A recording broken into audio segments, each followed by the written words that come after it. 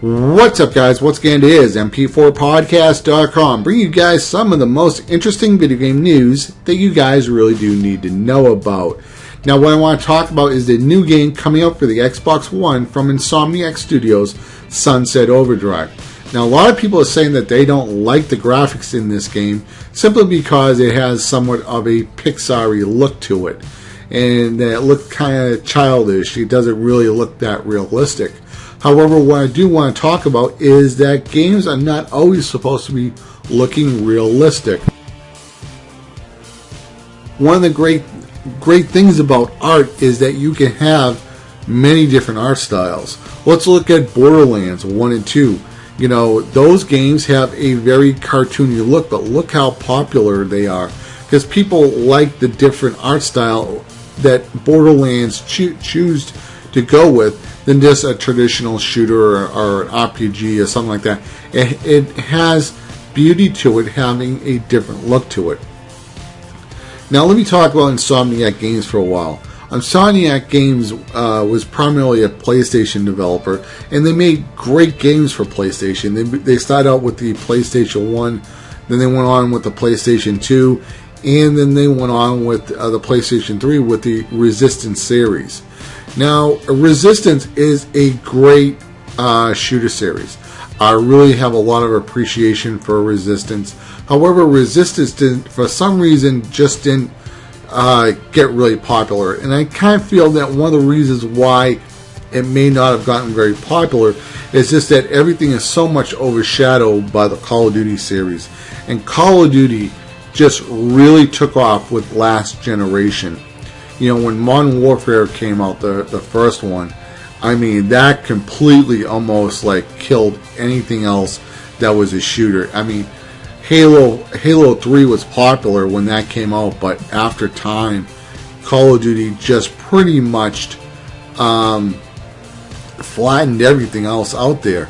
So I think Insomniac Games may be going in a right direction with Sunset Overdrive, where this game seems very heavily on single-player experience, where people still want a very good, fun storyline, single-player experience, and you know they'll probably be adding in a multiplayer as well, but they're not going to be, you know, going up head-to-head with the first-person shooter category and so on. This game is going to be third-person, you know, perspective anyway, but Resistance was going up more against other first-person shooters, and it's almost impossible nowadays to go up against Activision with the Call of Duty franchise because they got 3 studios now working on Call of Duty games, and you know they're putting out a COD every single year. And these COD games, say what you want to say about Call of Duty, but they are pretty decent games, and there's always another one coming out next year, new maps. So when you get sick of the old one, they already have a new one. And a lot of people get sick of the maps within 2 to 3 months, and then they have the map packs and so on. So at least they're trying to keep it fresh. Say what you want about Call of Duty, but it is the #1 seller for first-person shooters. And like I said, that's why I think Resistance did not do that well. And that's why Insomniac Games, they really want to go back to something that they know that they're good at. Great single player, heavily on super, you know, action fun. You know, this game is not going to be super scary. It's not supposed to be super scary. It's supposed to be like, you know, an 80s movie like the Gremlins. Like the Gremlins, you know, they have monsters and all this stuff. You know, kids went to go see the Gremlins and so on. But it wasn't like gory horror, all right? It's not like watching a movie like Damien or The Exorcist. I mean, it's not marketed towards that category of entertainment. It's more geared toward, you know, the Ghostbuster, people who, you know, would go watch the Ghostbusters. I mean, the Ghostbusters had some, like, kind of like scary ghosts in there, especially like Ghostbusters 2. So Ghostbusters, Gremlins, that's where you would, you know, kind of fit maybe,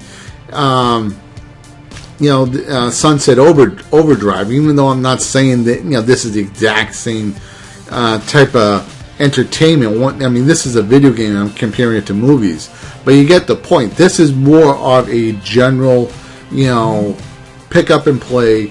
Pretty much almost any age can play it. You probably wouldn't want to have a 4 or 5-year-old play it, but maybe a 9-year-old or a 10-year-old or whatever, they could play this game, and they could actually get a lot of fun with it. It's very colorful. You're going to have mutants and monsters and so on, but I think Insomniac Games, they're back on the right track, and they know that right now going up against Call of Duty with a first-person shooter, like what they would try and do with Resistance. I'm not saying they were actually trying to put COD out of business or anything, but everything was overshadowed by COD, and now they just want to go back to great single-player experience games. And I'm hoping that this game also has multiplayer.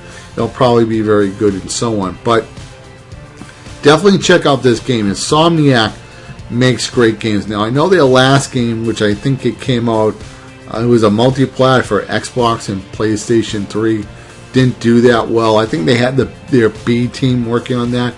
But everything else that Insomniac has made has been pretty good. I mean, PlayStation 1 games, PlayStation 2 games, PlayStation 3 games have all been top notch. So keep an eye out for this game.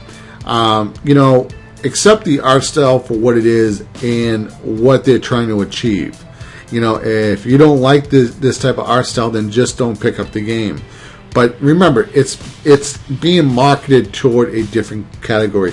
It's not being marketed as a super gory game like Resident Evil 4 was and how that was. This is more of a, in the entertainment category kind of Ghostbusters and Gremlins. That's where, parents could take their kids to see kind of a horror movie, but not really a real horror movie.